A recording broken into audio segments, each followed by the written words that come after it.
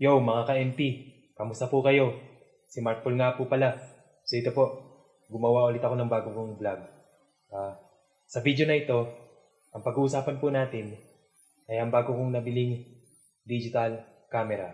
So yun po, meron po akong bagong nabiling digital camera.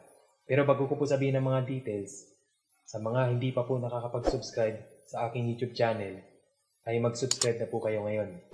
At hit nyo na rin po ang notification bell para lagi po kayong updated sa mga bawat videos na ina-upload ko dito sa aking YouTube channel. Okay, so ano pa bang inaantay nyo? Simulan na natin!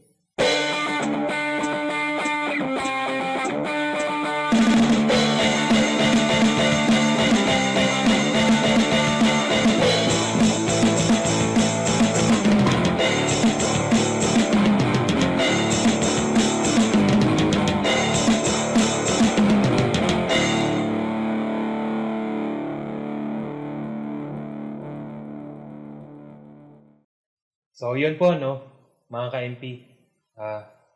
Bago po pala natin pag-usapan yung tungkol sa bago kong nabiling digital camera, iisa-isahin ko po muna lahat-lahat ng mga dating digital camera ko simula sa pinakauna hanggang sa bago ngayon. Okay, so yun na. Ang pinakaunang digital camera ko ay ito. Ang tatak po nito ay Canon. Ito po pala yung dati kong ginagamit sa tuwing ako'y nagpipicture at nagsiselfie. At ito rin po yung pinakaunang pang-record ko ng video nung panahong nagsisimula pa lang akong gumawa ng mga finger-cell guitar covers ko. Binili po ito sa akin ng parents ko noong year 2014 pa. Share ko lang po, nung mga panahong elementary pa ako, wala pa po akong hilig sa pag-picture at sa pag-record ng video. Kasi ang hilig ko noon ay mag-drawing, maglaro ng mga games sa PlayStation, at makipaglaro sa labas ng aming bahay sa mga kaibigan. Yun lang naman po. At ito, nung panahong nasa high school na ako, ito na po yung time na nagkaroon na ako ng hilig sa pag-picture at sa pag-selfie. Pero wala pa po akong hilig sa pag-record ng video noon, tsaka wala pa po akong sariling digicam noon. Dahil sariling cellphone ko lang naman po ang ginagamit ko sa tuwing ako'y nagpipicture at nagsiselfie noon. Bale, ito po yung mga sample pictures ko noon na gamit lang ang dating cellphone ko na may keypad. Yun lang naman po.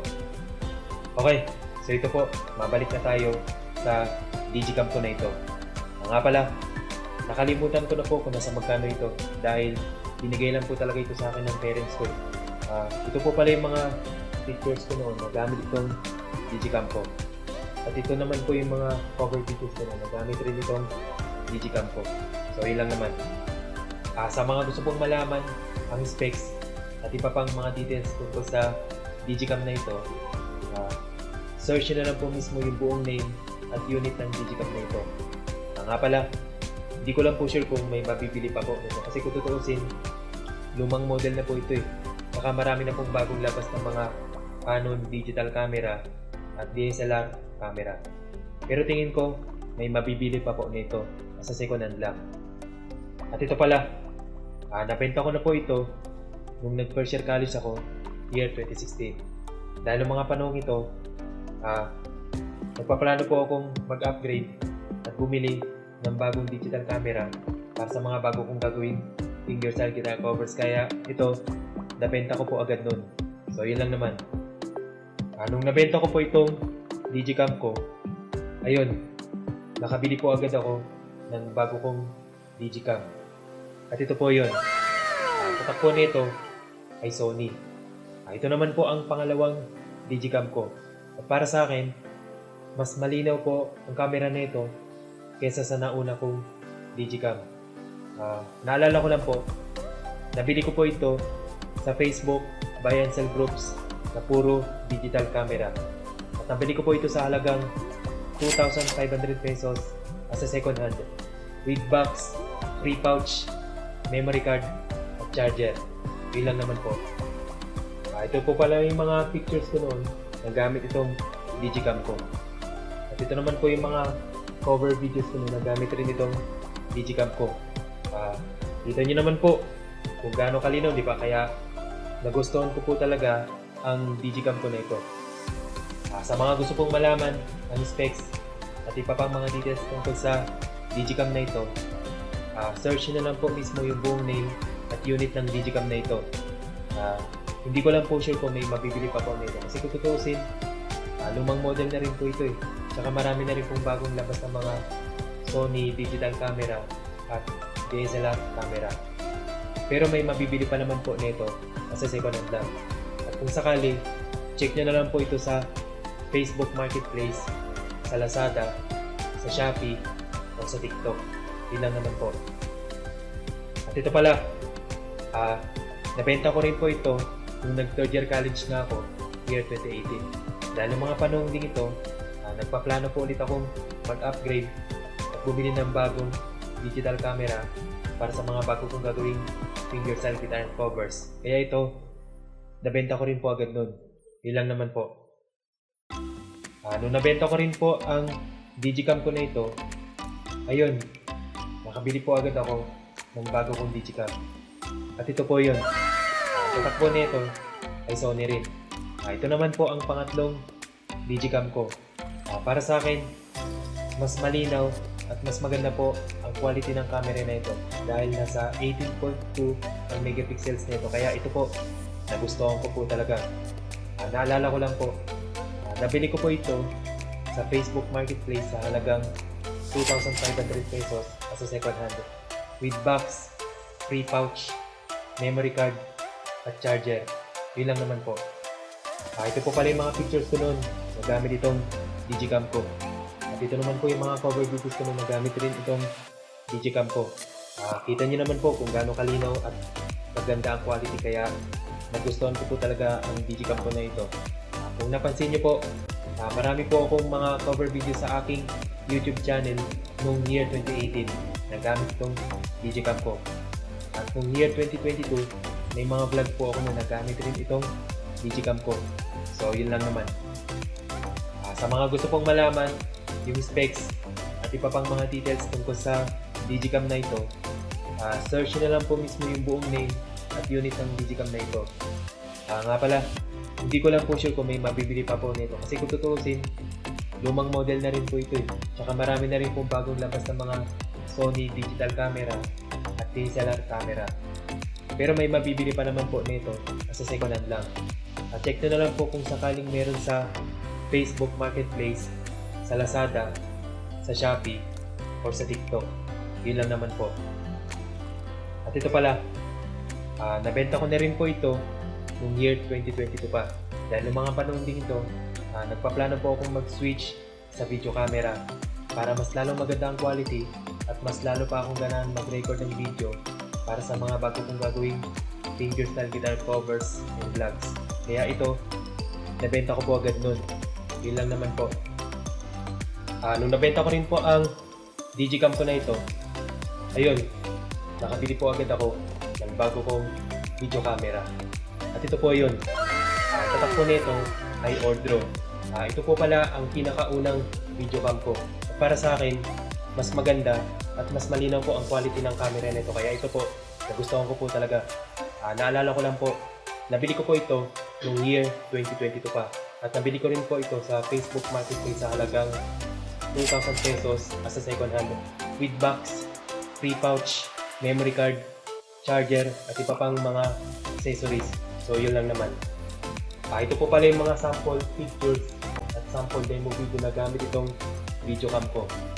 Pasensya na po kayo kung ito lang po yung mga na-take kong pictures at videos kasi simula nung nabili ko po ito, sobrang naging busy na po ako nun, lalo nung year 2023. May trabaho po ako nun kaya hindi ko po agad nagamit itong video camera ko at hindi po agad ako nakapag-picture at hindi rin po ako nakagawa ng mga cover videos ko nagamit itong video cam ko. Kaya ito, nakatambak lang sa dating kwarto ko.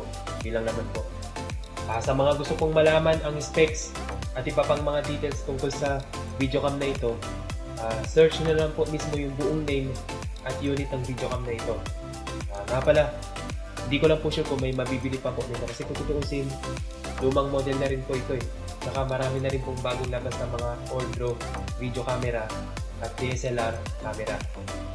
Pero tingin ko, may mabibili pa po nito na brand new second hand. Tsaka kung sakaling gusto niya rin po bumili nito, check nyo na lang po sa Facebook Marketplace, sa Lazada, sa Shopee, o sa TikTok. Yun lang naman po. At ito pala, nabenta ko na rin po ito noong year 2023 pa. Dahil noong mga panahon din ito, nagpaplano po akong bumili ng bagong digital camera na nasa 4K Ultra HD ang resolution para mas lalong maganda ang quality at mas lalo pa akong ganahang mag-record ng video para sa mga bago kong gagawin na fingerstyle guitar covers and vlogs. Kaya ito, nabenta ko rin po agad nun. So yun lang naman. Nung nabenta ko na po ang videocam ko na ito, ayun, nakabili po ako ngayon ng bago kong digital camera na nasa 4K Ultra HD. At ipapakita ko na po sa inyo ngayon. Ito po, kita nyo naman, wala po palang tatak or brand ito. Pero ang unit or model nito ay DC-101. Ito, nakabox pa po at ipapakita ko na po sa inyo ang mga laman nito. So ito po, may kasamang ganito. At ito, nandito po ang mga accessories, bali papakita ko rin po sa inyo. So ito, may kasamang Type-C USB. At ito, may kasama rin na ganito. Itong strap at yung ganito na card reader. At nandito po mismo sa box na ito ang aking bagong digital camera. At ipapakita ko na po sa inyo ngayon. So ito po, may ganito pa siya. At nandito sa loob ang aking bagong digital camera. Okay. So ito na po mismo ang aking bagong digital camera. Yan, kitang-kita nyo. Yan po, naka 4K Ultra HD na po ito. At may kasama pang ganito. So yan, pagka tatanggalin natin to, yan, kita nyo na po mismo. Siyempre, may kasama rin na ganito, pamunas para sa lens ng aking digital camera. So yun lang naman. So ito po, kitang-kita nyo, naka 4K Ultra HD na. At ito pala, nabili ko po ito sa Facebook Marketplace sa halagang 2,000 pesos as a second hand.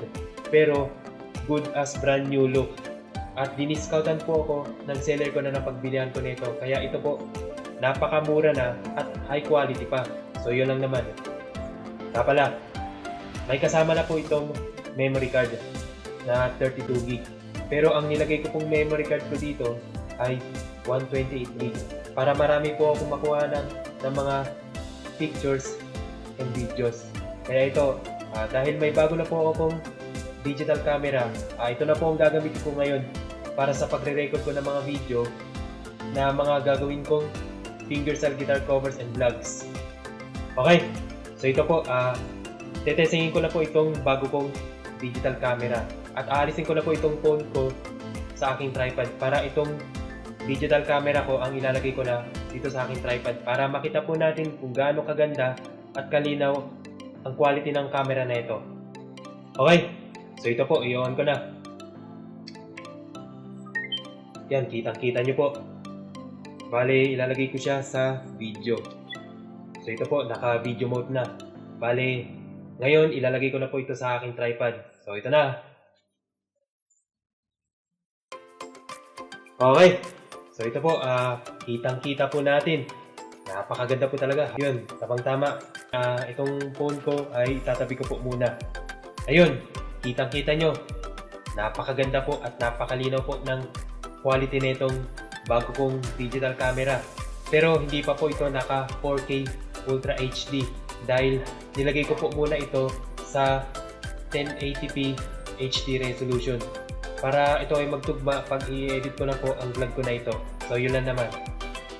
Pala, ito po yung specs at features ng bago kong digital camera. At kung gusto niyo pa po malaman ang iba pang details tungkol sa digital camera ko na ito, search nyo na lang po mismo yung buong name at unit ng digicam ko na ito. So yun lang naman. At sa mga gusto pong bumili ng ganitong klaseng magandang digital camera, try nyo na lang pong magtingin sa mga bawat malls.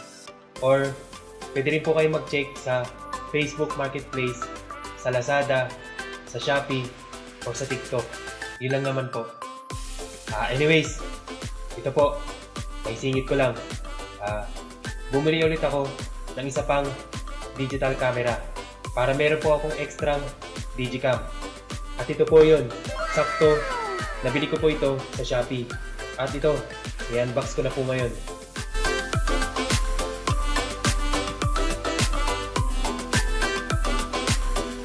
So ito po, yan, kita nyo, naka-box pa po, bali, papakita ko rin po sa inyo yung mga laman nito.